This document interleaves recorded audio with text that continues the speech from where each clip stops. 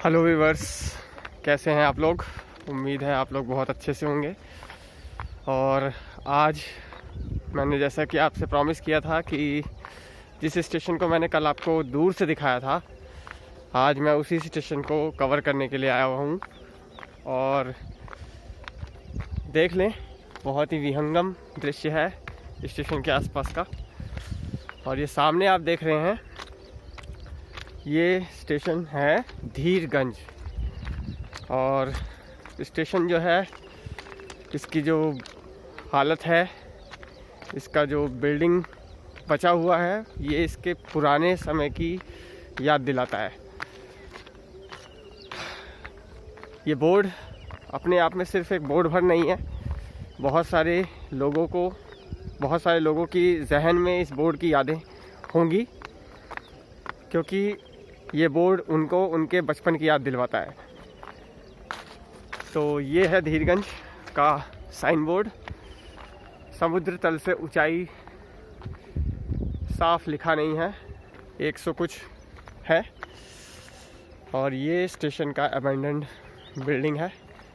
आप देखेंगे आसपास का नज़ारा जो है, बिल्कुल गांव का इलाका है। सामने आप देखेंगे स्टेशन के पीछे जो गांव है वो है धीरगंज। और ये सामने आप देख रहे हैं, यहीं से सामने से प्रयागराज बलरामपुर हाईवे गया हुआ है, NH 330। और अब हम स्टेशन बिल्डिंग परिसर में आ गए हैं। और ये स्टेशन का प्लेटफॉर्म की हालत आप देख ही रहे हैं। ये प्लेटफॉर्म सिर्फ नाम मात्र का प्लेटफॉर्म है और पूरा जर्जर अवस्था में है। रेलवे ने ऑफिशियली इसे अबेंडन कर दिया है। अब ये स्टेशन नहीं रह गया। पहले भी ये हॉल्ट स्टेशन था और ये उत्तर रेलवे में आता है, नॉर्दर्न रेलवे जोन में। और ये स्टेशन की बिल्डिंग है, आप देखेंगे। यहाँ के स्थानीय निवासी इस स्थान को प्रतापगढ़ डिस्ट्रिक्ट में मानते हैं, पर जो राजस्व विभाग है, राजस्व विभाग के आंकड़ों के हिसाब से ये प्रयागराज जनपद का हिस्सा है। तो अब हम स्टेशन परिसर में चलते हैं, देखते हैं क्या है। तो यहाँ पे कोई स्टेशन नहीं मिलता है, ये कॉन्ट्रैक्ट बेस्ड, मतलब यहाँ कोई टिकट नहीं मिलता है। कॉन्ट्रैक्टर जिसने कॉन्ट्रैक्ट लिया होगा वो सुबह आता है और पूरे दिन भर की टिकट यहाँ पर देकर जाता है। तो ये देखिए, ये कुछ अंदर से नज़ारा है। ये ऊपर की जो छत है, ये ब्रिटिश कालीन स्ट्रक्चर की याद दिलवाती है। और ये सामने से आप देखते हैं तो एकदम खंडहरनुमा परिसर।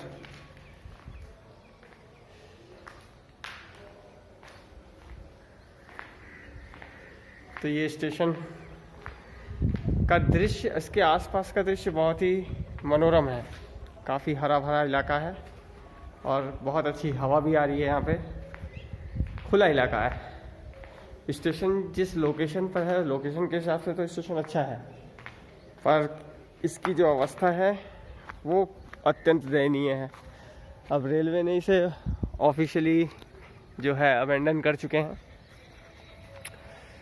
सामने से नहर गई हुई है, शारदा सहायक खंड 2। तो ये है धीरगंज स्टेशन। कुछ स्थान ऐसे होते हैं जहाँ पर आने के बाद पुराने समय का आभास होता है, और ये स्थान निश्चित रूप से उन्हीं स्थानों में से एक है।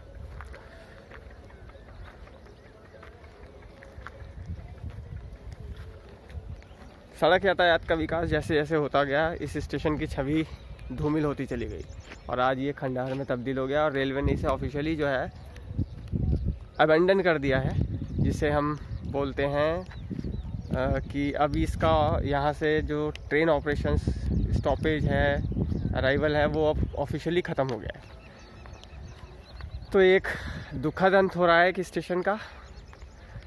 और पहले ये आसपास के ग्रामीण क्षेत्रों को भरपूर सुविधा देता था, आवागमन का एक प्रमुख साधन था ये स्टेशन। लेकिन समय बीतने के साथ साथ ये स्टेशन अपने आप को कह सकते हैं आधुनिकता के साथ तालमेल नहीं बिठा पाया, जिसकी वजह से, और क्योंकि इस स्टेशन से होने वाली आय भी जो थी वो कम होती गई कालांतर में, जैसे जैसे सड़क यातायात का विकास होता गया, स्टेशन से होने वाली आय का जो आय थी वो बिल्कुल कम होती चली गई, जिस वजह से रेलवे को इसे बंद करने का निर्णय लेना पड़ा। खैर, जो भी होता है अच्छे के लिए होता है, परिवर्तन संसार का नियम है।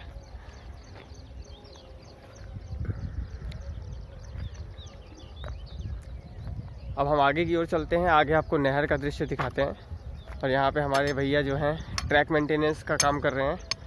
रेलवे के बहुत कह सकते हैं एकदम आधार, जैसे बोलते हैं रियल हीरोज़, उन हीरोज़ में से ये एक हैं। इनकी बदौलत ही रेलवे सुरक्षित और सुचारू रूप से अपने यात्रियों को गंतव्य तक पहुँचाती है। तो ये देखिए, इस साइड प्रयागराज साइड है। अगला स्टेशन यहाँ से महुआमा है, जो कि यहाँ से लगभग 5.5 किलोमीटर की दूरी पर है। और जो सामने आप देख रहे हैं, यहाँ से अगला स्टेशन विश्वनाथगंज स्टेशन है, वो भी यहाँ से लगभग 6 किलोमीटर की दूरी पर है। और प्रयागराज जनपद मेरे हिसाब से, जहाँ तक मेरे को जानकारी है, एकमात्र ऐसा स्टेशन है जहाँ रेलवे के 3 जोन हैं। और मेरे हिसाब से, मेरी